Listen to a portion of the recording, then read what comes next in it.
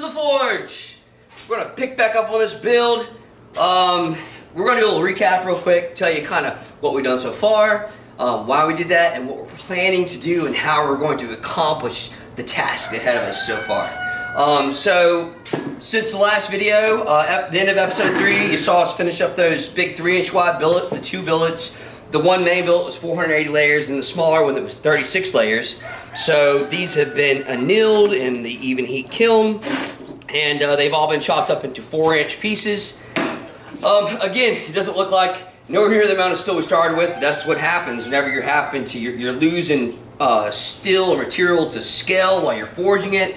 And then each time you forge out the billet, we're having to cut off the end pieces. You're going to lose a little bit there.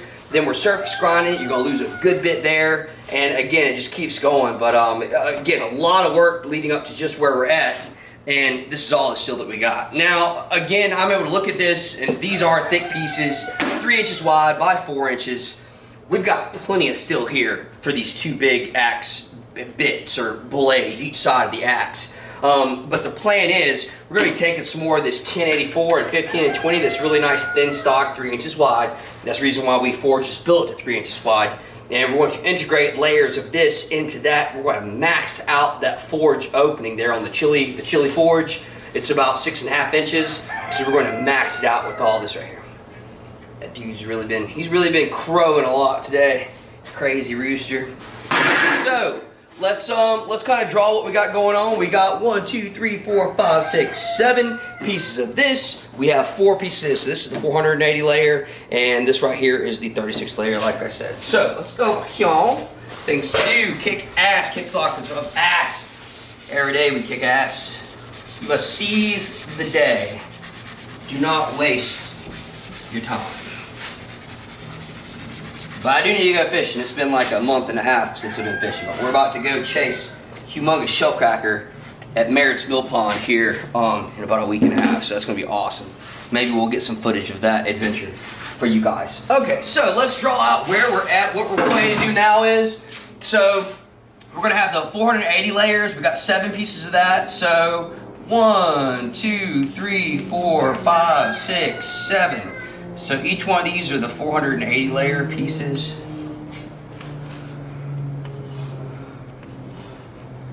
Alright, and this right here is we're looking at the core still here. Now I've only got 4 pieces of the 36. So what I'm going to do is, again, these are all the same pieces, but they're the same size, but I'm just going to draw it a little bit bigger. You know, that right there is the 480, and I'm just going to put 4s on all the ones that are 480. Okay, and now we're going to put a piece here. That is one of those 36 pieces. We're going to put another piece right here. 36 piece. And then down here, it's all about symmetry. This will be another 36. This right here will be another 36. There, you can kind of see it. But the longer ones are going to be the 36 layers. So now we'll have these 3 compacted here in the core. So the question is what to put here in the core. Because I'm wanting to forge it out, so what I'll probably do is we'll put layers like 1084, 15 and 20, 1084, 1084, 15 and 20, 1084. And then probably do the same thing in between some of these other layers. Once I forge this billet out to look about like this, about twice the size, then we're going to cut it in half. And then this will become a beard, and this will become a beard. Each one of those will become a side of the axe. That way, I'm setting all the forge welds, and we're getting all those layers of pattern. Is going to turn into this. And again, this is kind of a rough thing, but that's the way it's going to forge out. So I'm going to flare this out.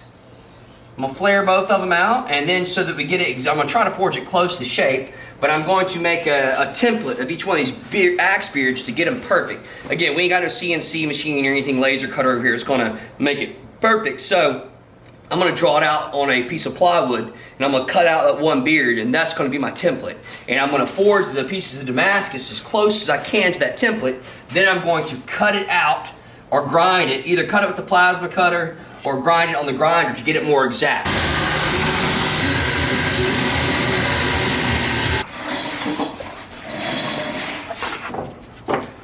All right, this is it. The final stack up. I've already done the math on this, and we're looking at it's going to be just a little over 6 inches once I put all this stuff together. So we are good to go. So here we go. Let's set her out.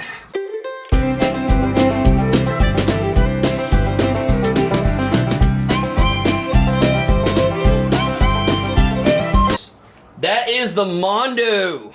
That is the Mondo stack. This was our one extra piece, but look at that. That is a stack. The question is, can I forge 2 axe blades out of that stack? My money's betting that I'm going to be able to. So I'm always up for a challenge. So let's clamp this off. Let me get it all welded up, and we're going to get the show on the road. Hotter than a 3-peckered billy goat out here. Scav!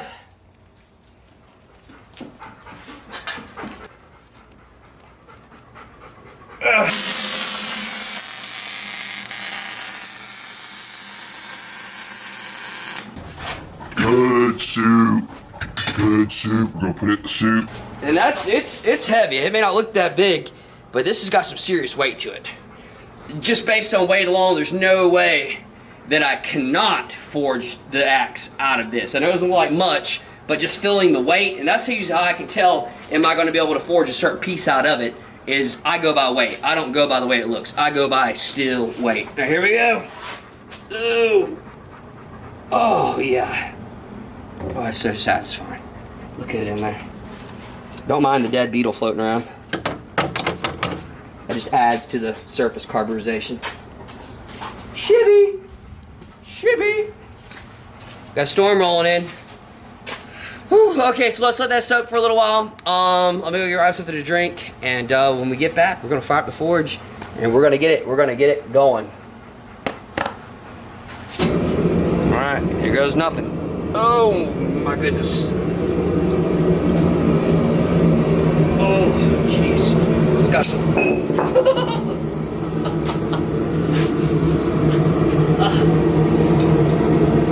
Slipped right out of my grips.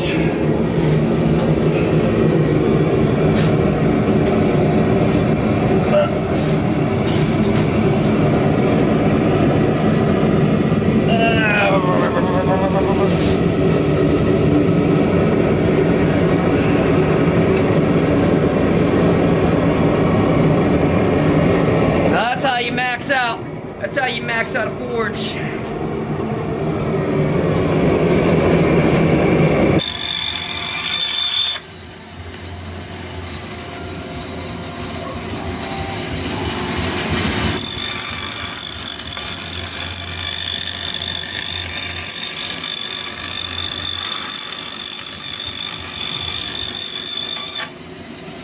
There we go. Starting to make it real.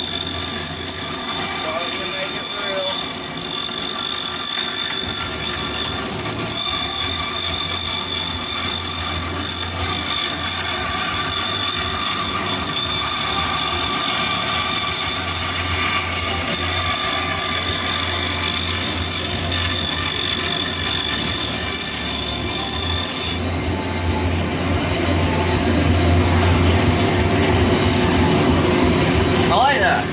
I like that.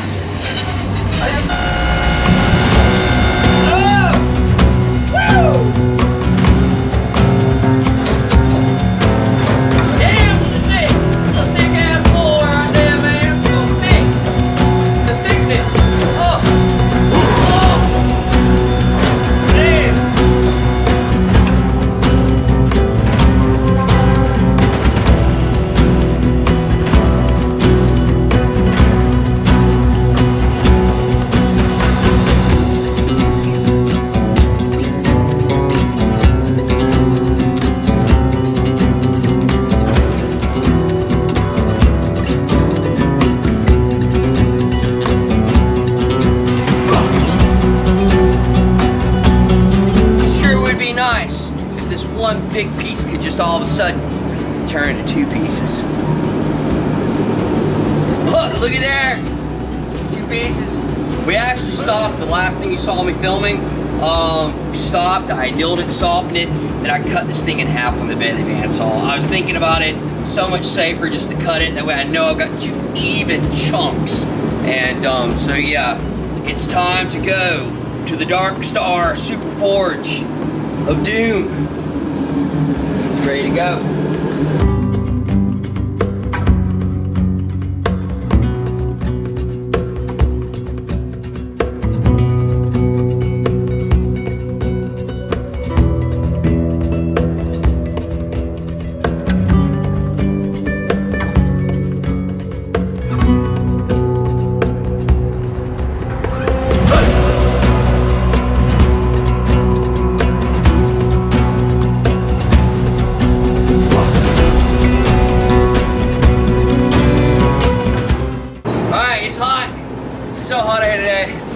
It's well over 100 degrees next to the forge. I feel like I'm about to freaking have a heat stroke out here. So it's time to go cool down.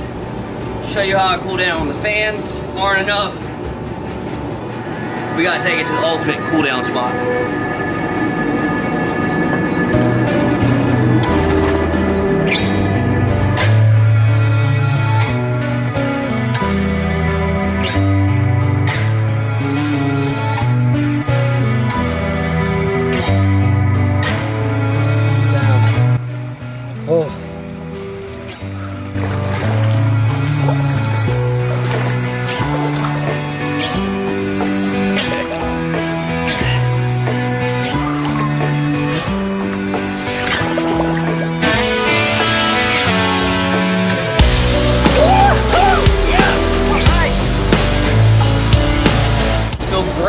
Serious, felt like I was a minute away from having a heat stroke. It's so brutal out here.